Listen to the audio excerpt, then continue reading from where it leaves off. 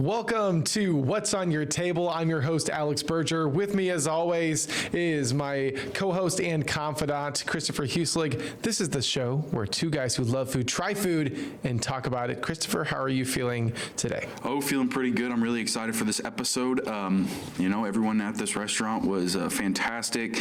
It was just a great time, and I'm really looking forward to share with everyone what this bistro's got to offer. Yes. So as Christopher just mentioned, we went to Jim's Bistro in Peoria Heights, a fantastic, fancy establishment with some really tasty food. Now, our trying food video is pretty long, so we might just have to jump right into it and get it going, and you'll see us try a lot of food. So let's go ahead and get into it. What do you say? Let's go. So, you guys may be wondering, Christopher, Alex, why are you dressed in the nines with the sweatshirt your girlfriend got you for Christmas at 6 o'clock on a random Tuesday night in Peoria Heights? Well, Alex, we have a very fancy edition of What's on Your Table at Jim's Bistro. Yes, we do. And as you can see right behind us, here is Jim's Bistro. Steaks, chops, seafood, fried. Let's go right in. All right, here we are at Jim's Bistro. We are getting ready to eat some appetizers. So, Christopher, you mind telling us what we got here? Yeah, so this right here in front of me is the crab cake with sweet chili pepper sauce. Yep. And then you have over there If I can pull it over. their bruschetta with bruschetta with basil pesto. There you go. And that is the half order right there. I've never seen so much balsamic glaze in my life. This is incredible. I'd hate to see the full order. Hey, I wouldn't. I'm hungry. You're just diving right in. So, look at how prepared this is. Like, there's so much on this. This might actually be the best crab cake I've ever had. The inside's like, Actually? yeah, because they can get dry when you eat them, but this is delicious. I would have never thought of a sweet chili sauce on a crab cake, but it's got a crispy outside where they cooked it really, really well. You get that taste of crab, but it's nothing outrageous, nothing like punch you in the throat kind of thing. In the throat. Ouch. The bruschetta is very, very soft. It's very, you can taste that pesto coming through. Very important part of the bruschetta. Christopher doesn't like tomatoes, but there is tomatoes. So we'll be scraping that off for him, but I love tomatoes. And that's a big integral part of the bruschetta to give it that pesto tomatoey flavor. And I really like it. Okay, so we have a couple things in front of us, right? One or two, I think. Okay. So right now, Alex, I believe the scallops with a pear sauce, Yep. mashed potatoes. It's applesauce. Applesauce. Yeah. Sorry. Pear sauce. With some form of fruit. Yes, exactly. Some asparagus and some taters. Yep. We got a little lemon, so let me put some lemon on these It's a scallops. ricotta-based mashed potato, which is really interesting. yeah. So, first off, that is a clean scallop. Have you had scallops before? I have. All I right, love scallops. Let's try this. Yo. Whoa.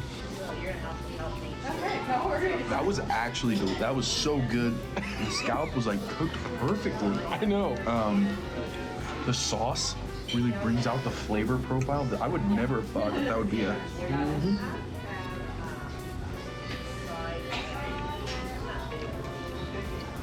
Whoa. You get the nice savoriness, that kind of fishy hint from the scallop, Yeah, you do. Oh, I gotta try the mashed potato. but then you get that fruity kick there. Yeah, you do. All right, this is the ricotta mashed potatoes. Garlicky, creamy. You get a little bit of that. You get a little bit of that like kind of ricotta clump in there. Try a little bit. And this guy likes ricotta clumps. So we got a plethora of bread here. Different bread here, yeah. We've got looks like a couple savory breads. And we've got a sweet bread here as well with coated in cinnamon. You want to try that first? Yeah, I'm gonna try the cinnamon first. Let's try it. I don't like butter very much. It kind of looks just like a cinnamon roll. So, yeah. Bingo. Tastes like a cinnamon roll. What do we have here for a salad, Alex? All right, so we have a sour cream based dressing over a salad with banana peppers, warm bacon, hot bacon actually, sorry, some cucumbers and tomatoes. So really interesting. I've never tried a sour cream based sauce. I'm kind of interested to see. Also quite intrigued. I like that. Got some of the banana peppers here. Yeah. Don't have much of the banana peppers. Banana peppers are actually one of my favorite. Oh, there's olive in here, of course. Can't it be an Italian salad without olives? Come on now. Whoa. There is so much going on. Yeah. Holy You get cow. the savory of the bacon. There's a lot of sweet in here. That's what I was trying to figure I can't out. even describe that. It's a good salad. That sauce is, I don't like most salad dressings. I really like this one. Do you actually? Yeah.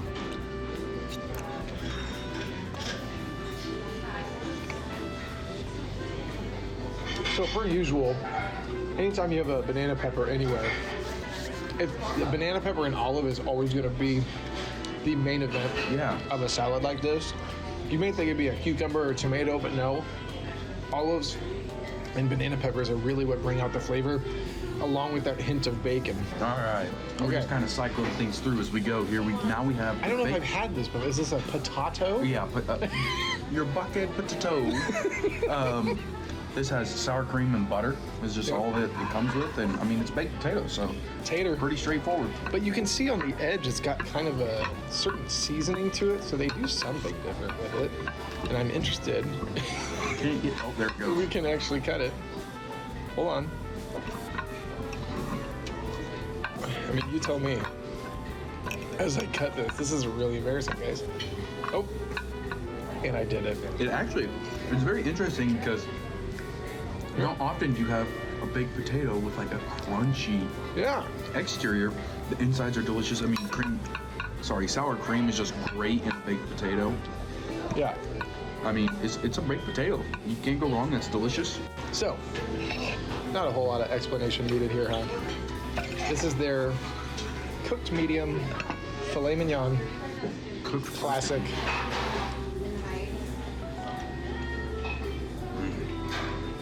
I took one bite. That is perfectly tender.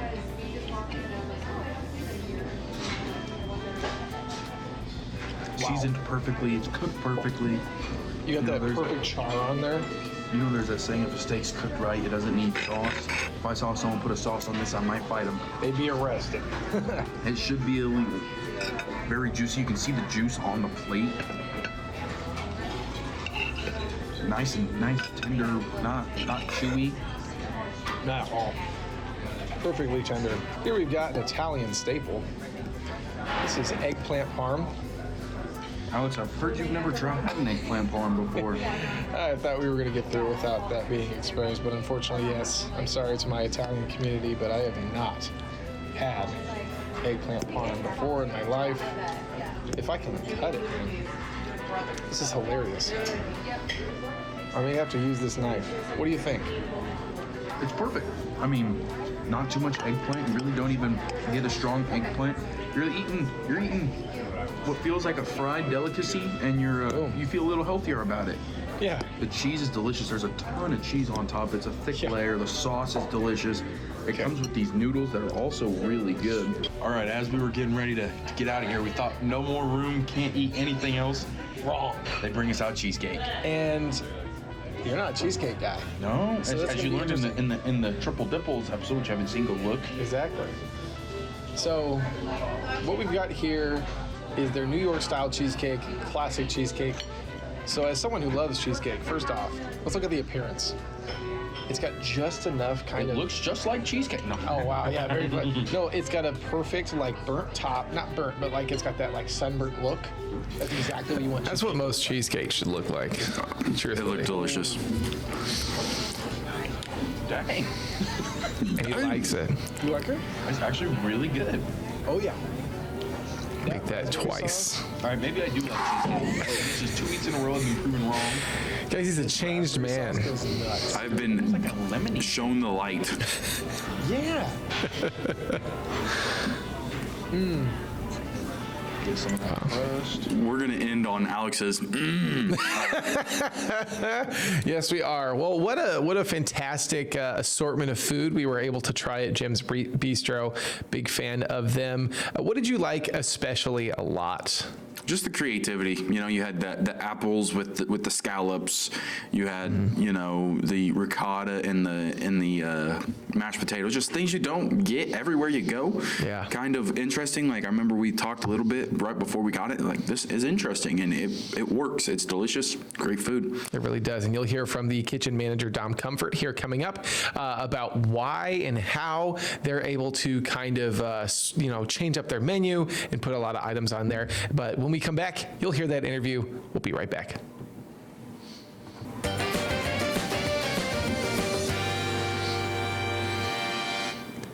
Welcome back to What's on Your Table, the show where two guys who love food try food and talk about it. I'm Alex Berger, your host. With me, as always, my co-host and confidant, Christopher Huslig. So, Christopher, we're talking about Jim's Bistro today, a fancier restaurant in the Heights, a historic restaurant, and a very delicious restaurant.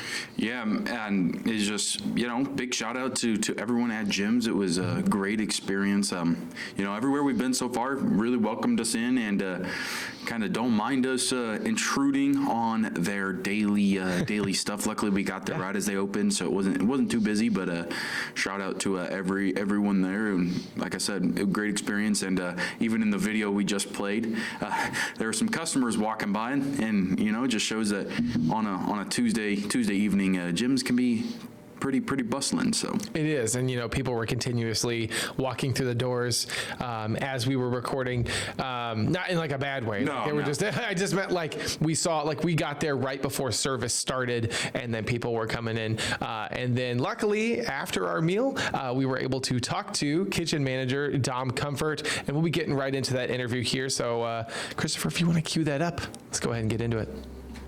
Hi, I'm Dom Comfort. I'm the kitchen manager at Jim's Bistro. We've had Jim's open in Peoria since 1960, so very much a family-oriented establishment. A lot of regulars.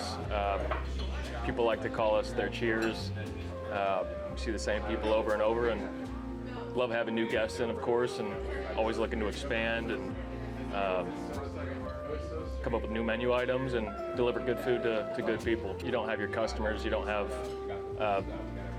a place to serve food and have people come and relax, wind down, and enjoy our staff as well. We have a great staff.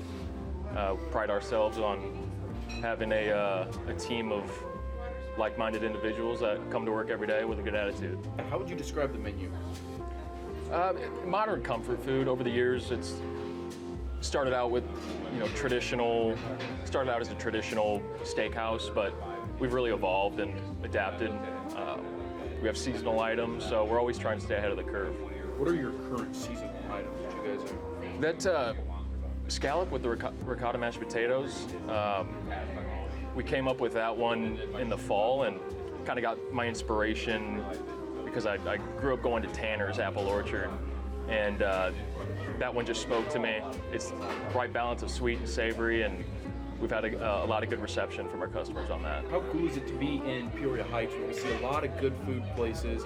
It's kind of known for it, honestly, in there. There's lots of places to eat. What's it mean to be able to be a part of that, kind of that food, literally on this road alone? Yeah. You can't walk 10 feet without finding a different place to eat. And It's just everything. knowing that even people choose you guys maybe over somewhere else. So what does that mean? It's everything. Heights has seen a lot of development, and there's more development here in the near future, and hopefully more restaurants. We like to see new restaurants coming in, more competition, more opportunities to showcase what we do, and very excited about that. We're a third generation What a place. great sweater that is. We have a playbook that we go by. You're just rocking that, man. 65, 70 years. So stop in, we'll give you a smile. Yes, they will. Smile and good service indeed. What a great place. Helps if I can find the right button. There we go. We're back at it, Alec. Hey, you know what? We are still kind of fairly new at this. Are we still allowed to say that we're fairly new? Yeah, I'm going to until I don't mess up anymore. We're like 50 episodes in. I'm just gonna blame you. You move something around in here. I'm sure. I don't know. But anyway, a big shout out to Dom. Like I said, they were decently busy. He took the time to come chat with us, and it was also cool. I finally got to take over the reins for a podcast. It was a lot of fun, and it's always fun when we get the chance to kind of dress up, go out, and show off. Like, it just shows that. There's more around than just dive bars, and there's these other local places that can be very nice establishments. I do have the ultimate question: why are nice establishments always so dark? It is very interesting. You notice that in our lighting for both our trying food video and our interview with Dom. I think. When did that start? How did that start? My philosophy is it's just a relaxing thing. Like, it's not bright lights. You're just kind of relaxed. I think they got the same lighting in like Applebee's. Also, one thing I will say, I did notice, while it is a fancier place, there still was that community pride as on the TV behind the bar, the Illinois game was being put on. Yes, it was. So it's just, it's always nice when you can go have a nice dinner, but, still cheer for your team or enjoy a show, whatever they have. I don't know.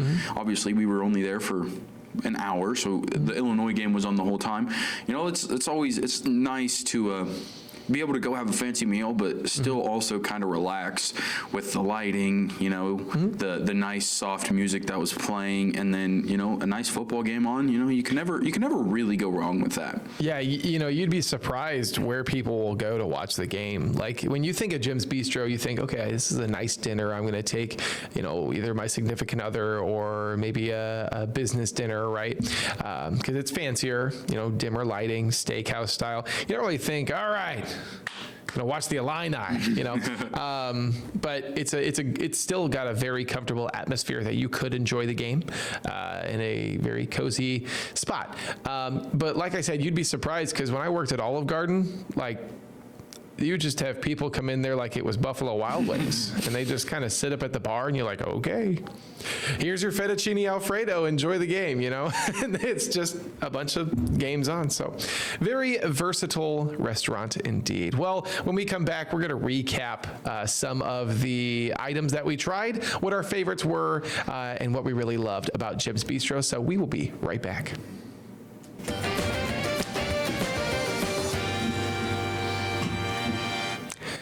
Welcome back to What's on Your Table. It's the show where two guys who love food try food and talk about it. I'm one of your hosts, Alex Berger. With me is my other host, Christopher Huslig, and my confidant, Christopher. So we're talking about Jim's Bistro in Peoria Heights today. We have already shown us trying the delicious food, and it was a lot of food. We've also shown the interview of Dom Comfort, the kitchen manager of Jim's Bistro, talking to us about the origin of the restaurant and why he does it. So what I want to ask you first, what was your favorite item? Ask me a harder question, why don't you? Honestly, I don't think I had a favorite, honestly. It was all really good. I think I liked the scallops for their interesting spin. The apples really paired well. It gave it a nice sweetness. Cut down on that kind of fishy taste a little bit. Obviously, I love fish, so it doesn't bother me either way. But that eggplant parmesan also, I loved it. I ate it for lunch the next day too. Yes, you did. I don't know. It was all delicious, but the scallops and eggplant parm are up there and pretty. I see if I can punch this mic one more time. Pretty. I just love the eggplant parm. Really, just those two would probably top it off. But like I said, I would go and order everything we had and eat it again and again. So yeah, absolutely. What about you? The reason I was like, oh, is because I was going to say the scallops were actually my favorite item. Everything, like you mentioned, I loved it all pretty much equally. But I really love seafood, and I love good seafood. Me too. Those scallops were very, very, it's like where you eat something and it's almost like refreshing. Yeah. It's like drinking a nice cold glass of water. Well, one thing I have to know, Alex, when we got it, you said you'd never had eggplant. This is true. I have never had eggplant parm. And I actually heard your Italian ancestors disown you at that moment in time. Yeah, they did. But what were your thoughts on it? So as you did mention, I'm sorry to the Vescovi family that I have not tried eggplant parmesan, but I really liked it. As you mentioned, It's very interesting. It's not like when I first heard eggplant parmesan when I was a kid. I think I had it. I went to a private school in elementary school. And I think we had it for lunch one day, and I was like, "That sounds terrible." Yeah. But then I ate it, and if cafeteria food tastes good, you know it'll be good anywhere else. So once I heard we were having eggplant parmesan, I think I might have did a little cheer. I think he did. He went, ooh. So Yeah, I really did like it. Whenever I have some kind of Parmesan pasta with some kind of marinara, I do usually like a protein in there. But I think if you are someone who is more of a vegetarian and prefer, more of a vegetable option, in that case, it's great. Even if you aren't Or I was going to say, vegetarian. or if you're like me and you just like to make it feel like you're eating healthy when you may or may not be. Well, well, as you mentioned, it does taste like kind of like a fried delicacy. But also, something I noticed is the eggplant kind of comes apart, obviously, as you eat it, and it kind of is like ground beef a little bit, a similar kind of texture to ground beef within the noodles and marinara. So And that's what I really liked about theirs is, unlike like chicken parmesan where chicken's kind of the star, Yeah. the eggplant doesn't pop out at Compliments. it gives you a nice crispy kind of, it's not like chicken. Obviously chicken's Yeah. generally the star of a meal. That's just how it is. Right.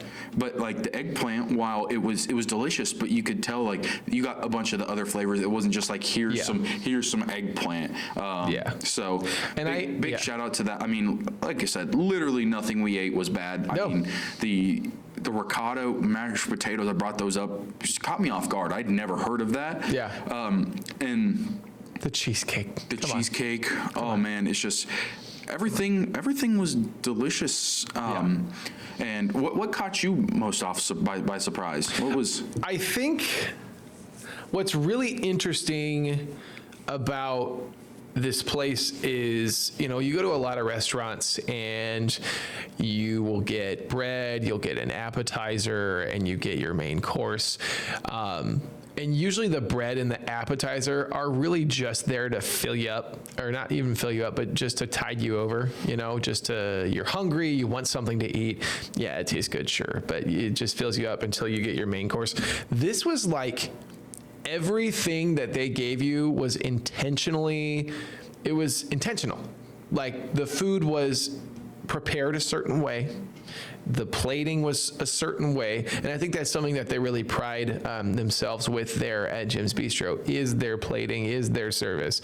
And so even down to the bread. I mean, we literally had the sweet bread. They had 4 different kinds of breads in there, mainly savory, but obviously we did try the sweet bread as well. And then they had that nice doughy roll that I usually like. And then they had the one that had like oregano in it or something like that. You don't see that often.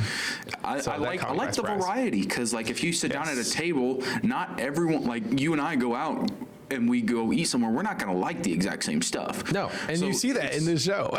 and some people don't like just your normal breadstick. Right. So just the opportunity that Jim's offers to try a sweet one, something with seasoning, just a nice doughy one, or just it would look like a normal like loaf of bread almost. Yeah. It's always nice to be able to, no matter who all's with you, you can get whatever you want. Yeah. And it comes in one thing, so you're not having to order 6 different types of bread. We're just going to bring you a basket, try it, see what you like. Yeah, absolutely. And this is just a very great restaurant to go to if you need somewhere that's upscale, or even if you need something that is going to taste good, it's a restaurant for everybody. They have, a come as you are kind of mantra, and they're happy to serve really anybody. So, what a great episode, Christopher. And as we said, Jim's Bistro over in the Heights. If you need on the main drag. Yep. If you need a fancier date night, or want to go have something fancy with your friends, make sure to check out Jim's. Absolutely. And with that, we appreciate you watching this episode of What's on Your Table. We will be right back next week with a new episode at another place that, you know what? We keep teasing what the next restaurant is. We're going to just surprise them this time. Let's just surprise them. So with that, thank you for watching What's on Your Table. I'm Alex Berger. That's Christopher Huslick. We'll be back next week.